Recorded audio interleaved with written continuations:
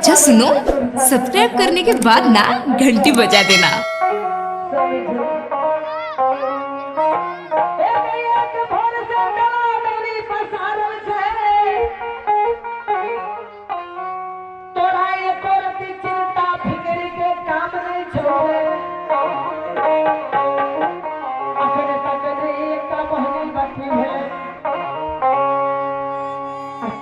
हमरा रंजित बेटा आवे छे, हमरा संसद रंजित बेटा बहुत आदमी पैदा केना छे, ओकरा तीन चीज के रखवाली देना चाहिए। रंजित बेटा कभी नहीं आई सकया, कल नहीं सकया। स्वामी जी एक घर में रंजित बेटी हमरा जावे छे, तोरा एको पैसा डर भर है छो कि नहीं छे? से पहले बता। एक डला दौड़ी नहीं बेचबी तो भरल सभा में की करबो?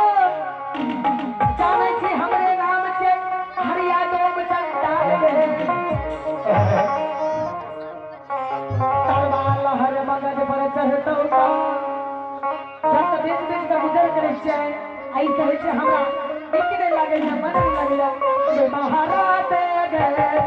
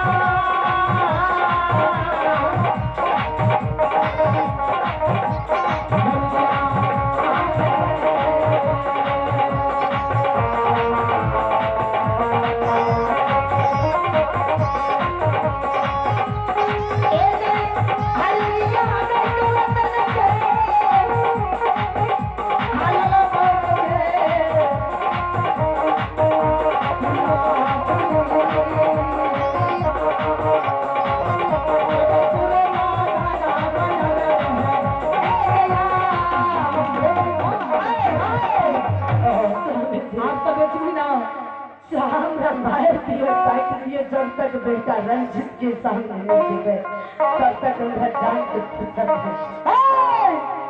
जुबान संभाल के बात कर हमरा सना, नहीं तो जुबान पकड़ के खींच लेबो हरिया गए।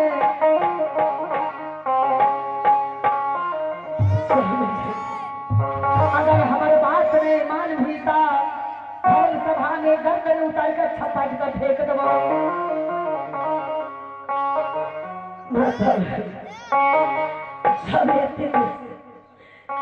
सब हाल सहने के आसान देखे थे, तुम्हारे देखा से समाज वालों बात बन भी ना हमारे तो ठीक से जा रही। जब कभी आवे चौक पर सा डाला दौड़ी एक पड़ल रहतो ए बोतल मारे के पीट के चमड़ा तोड़ देबो भोगे के हे जिया में